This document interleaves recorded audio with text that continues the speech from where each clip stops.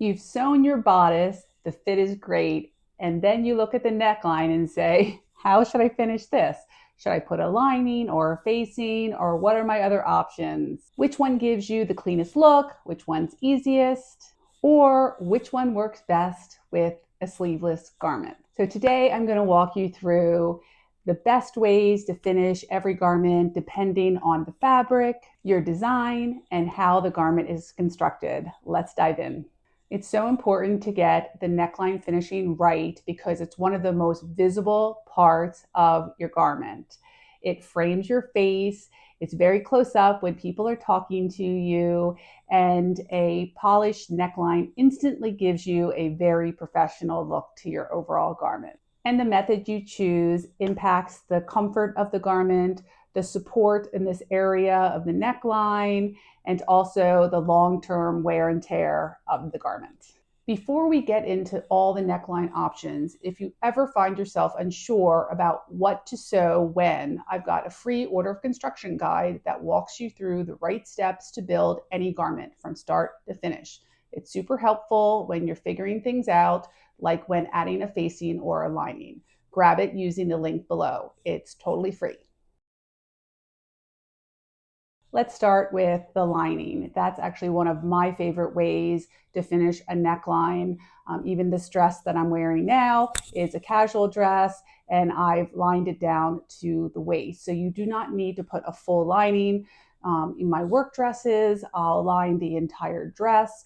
Or if I have a waist seam, I often will just line down to the waist. And then if the fabric is on the heavier side, I don't line the skirt at all. So it's a great option just to line part of it. I just love a lining because it finishes the neckline beautifully without having any stitching lines. Now, perhaps you like to have a stitching line around your neck. I just prefer to have a more simplistic look, so I can accomplish it by doing a lining. I do make sure that I understitch it. I have a whole video, I'll put it up here, about understitching and how that keeps the lining folded in.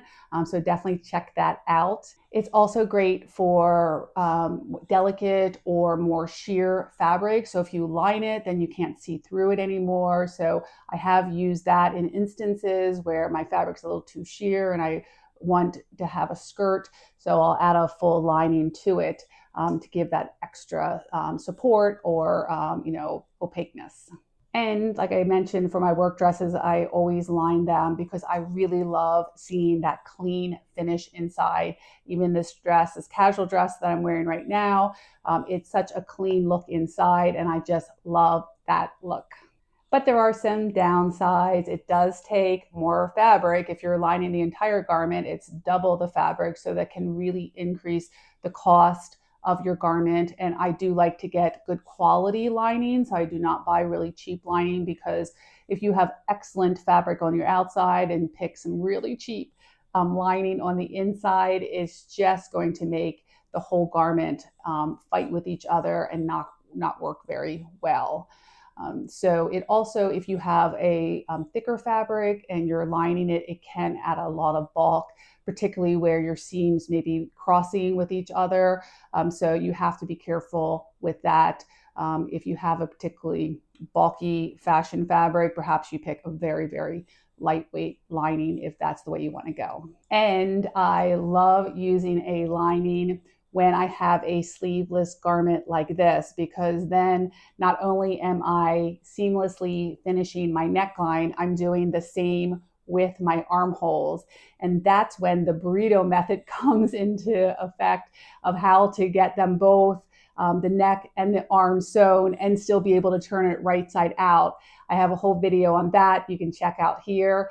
It really lines everything beautifully, so you see no seams inside your garment. You see no stitching. So I just love that, having a nice clean finish to my armholes as well. But if you have sleeves, linings still work beautifully that way as well. I typically will then just add my sleeve at the end, and I will see the seam around the sleeve on the inside. But you can do it so you don't see that seam too. But it's not important enough to me. I don't mind having the sleeve seam because it's really neat because I have my serger, so that's fine. The next option is a standard facing. So this is not my favorite. I have several of my garments. I put a facing in, and what a facing is, it's typically about 2 inches that go the whole way around your neckline, front and back. And you finish the ends here either just with a serger or just turn it under, and then I will often, stitch in a ditch here at the shoulders to hold the facing down.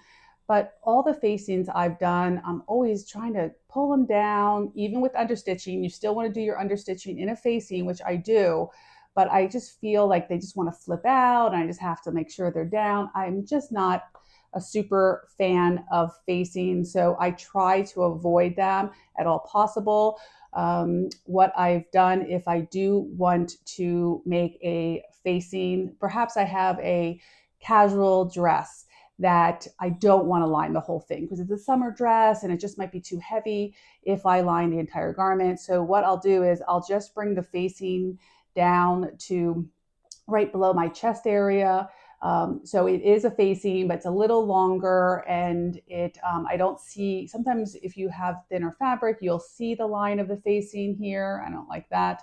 But if it's lower, you tend not to see it. So that's what I've done with any of my dresses or tops, you can do too, that I don't want to line, or I don't want to do a small facing, and I don't want to line the whole garment. But the advantages of doing a simple facing is that it saves a lot on fabric. You need very little fabric. You just use whatever scraps you have left over. It's super easy to sew, and it doesn't add any bulk. So there are a lot of advantages. And I know a lot of people love facings. So it's definitely something you want to give it a try to see if they work for you. But then when you have a simple facing that's maybe just 2 inches around your neckline and you have a sleeveless garment, you have to think about, okay, now how am I going to finish my sleeves? So what I like to do in that instance is what I sort of referred to back a little earlier is I make my facing longer. So it's called an all-in-one facing. So you would have it go maybe right, below your chest and under your arms. So then your facing is almost your whole upper body portion, and it's almost just like a lining in at that point in terms of how you sew it in. So you'll be able to sew in at your armholes as well as your neckline. So if I am going to do a facing, that's the one I do. So I can get everything including the armholes and the neck, and I don't have to worry about it flipping because it's a bigger piece of fabric. And you can also you have a little underneath your arms. You can secure it there by stitching in the ditch under your arms to make sure it stays down. You can also then stitch in the ditch here to make sure it stays down here, just so you have some anchor points so it's not flipping up. And of course, you still want to understitch even if you have an all-in-one facing. So that would be my second favorite choice besides a full lining. I then go to an all-in-one facing. Even honestly, if I don't even have sleeveless, I would do something a little longer just so I don't have that issue of it flipping out. Then one that I don't use very often is bias binding, where you can either purchase or you can make your own bias strip. Bias is when you cut it at the diagonal, so you have that stretch, and then your bias binding you will sew in to your neckline and then flip it inside. You either can see it a little bit from the outside if you have it above your neckline, or you can completely flip it inside so you don't see it at all. It's an excellent way to make some lightweight wovens or particularly knits. It's excellent for knits because it stretches with the bias stretch. And it's much less expensive than lining an entire garment. It is relatively easy to put in, but you do want to have precision so you're not stretching your neckline when you are sewing it in. You would want to make sure you stay stitch your neckline first, which is that just putting a basting stitch inside your seam line so that neckline cannot stretch as you're sewing it in. So bias bindings are a really popular choice. They're great if you want to have a contrasting color at your neckline, or you can do it at your sleeve as well. It does provide a little structure, but not as much structure as a facing, particularly if you put interfacing in your facing. It does give you a nice stretch though if you have fabric with stretch. So it's definitely something to consider, and it is a great option, particularly for like more casual attire. You would see it a little less often in something a little bit more formal. And something similar to bias binding is fold over elastic. I have not used this before because I don't make a lot of sporty clothes, but it works great on really athletic attire. So it differs from bias binding in that you sew it all in one go. So if you're making a knit top or a sports bra, the fold over elastic gives you great stretch, it snaps back and gives you a nice secure fit. But if you're using woven fabric, bias binding is probably your best bet. And the last method I probably would not recommend is just serging or zigzagging the edge of your neckline and just turning it under and then top stitching it. It's very fast, and I guess beginners can do it, but it often is not going to give you a very clean or polished look. You don't want to make your clothes look homemade, and I think this would be one of the options that would make your clothes look more homemade. So I definitely wouldn't recommend that one.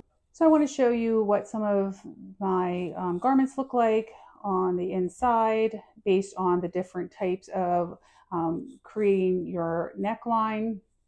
This one is just a facing. It's typically 2 inches the entire way around. And this fabric doesn't fray, so I didn't finish the edge. If I don't have to finish the edge, I don't, because even if I serge this edge or put a zigzag in it, you could see it perhaps from the outside. So I don't need to finish it. I did do understitching, which I always do. You can see a little line of stitching there to hold this facing in. And I also, here at the shoulder line, I do a stitch in a ditch, which is just sewing right along that seam line. So it holds it in place. So you can see it's stitched down there. That does do a good job at keeping it in place. But this is my least favorite method. So I typically don't use this method, but it is a great way to save a lot of fabric, and it's really quick and easy to create. And here we have an all-in-one facing. So it's a sleeveless garment that I wanted to be able to finish both the neckline and the sleeveless at the same time. So I brought it the whole way down about 2 to 3 inches below the underarm. Same way here, brought it down about 2 inches. I did not need to finish off this bottom edge either because this doesn't fray. So that does prevent it from being seen. And I stitched in the ditch here as always and understitched. So this is a good method. Oh, also on this side here, I will do the stitch in a ditch on the side to hold it down here. But every time I put this on, I do feel like I have to adjust this. I'll show you the back. I really came up a lot in the back. It saves on fabric. That is absolutely true. Once I get it adjusted, this is perfectly fine throughout the day. It doesn't fold out or roll up. It is fine, but I do have to adjust it when I first put it on.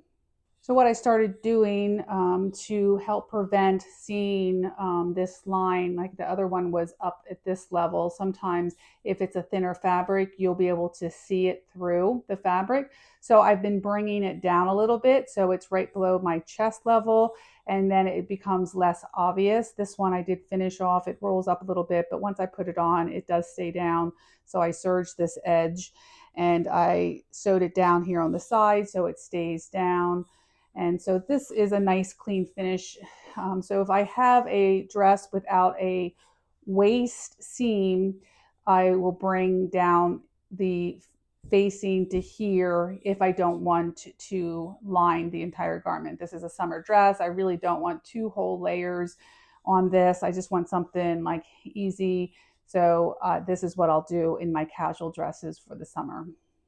But if I have a waist seam like I do here, I'll just line the entire bodice area, and it gives it just a beautiful finish on the inside, particularly on sleeveless. I mean, just look, the inside looks just as beautiful as the outside.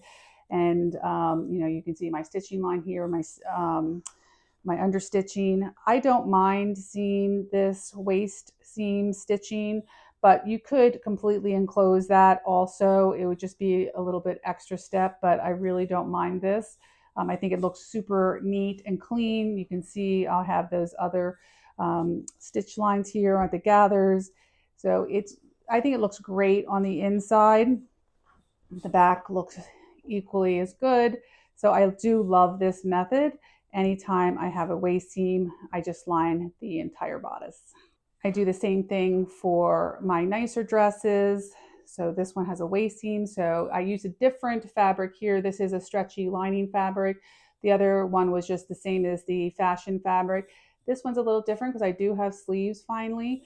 I typically do not line my sleeves, and I do not mind seeing this edge here because it's nice and serged. So I think it's neat. I typically will just leave that like that, just like I leave the serged edge here at the waist. So it looks really, really nice and, you know, clean inside. So this is my preferred method for nicer dresses as well. And lastly, I'll show you what I do when I don't have a waist seam in one of my work dresses. So I'll line the entire dress. And this is, I love this lining. It is just a beautiful lining, and you can see it goes the whole way down. The only place that it's attached is at the neckline and then at the armholes. Of course, I stitch in a ditch just even for this, just to hold it down, just because when you're putting it on, it can adjust a little bit. But so I like to do the stitch in a ditch even here, just to keep it in place. But so this is my full lining, and I'll do this if I don't have a waist seam. So how do you choose? If you have a sleeveless garment, you might want to choose a lining and an all-in-one facing. Bias binding also works great for that though, because you can use the bias binding around the neckline and the sleeves. If you have a garment with a sleeve, doing a facing would be fine for that because you don't really need to worry about the sleeves. I don't even use a facing for that though, because as I mentioned, it's not my favorite. But I think if you get a nice firm interfacing, that will help a lot keeping your facing down, particularly if you have a very structured fabric. And then we want to consider what your fabric is like. If it's very delicate or sheer, then a lining is almost certainly a must. If you have stretchy fabric, then a fold over elastic or a knit bias binding are great choices. And if you have very bulky or heavy fabric, perhaps you do want to use a facing just to avoid extra bulk there. And if you've ever felt unsure of when to add your lining, facing, or bias binding, check out my video here that goes through the entire order of construction for any garment that I've created, since I make my own patterns.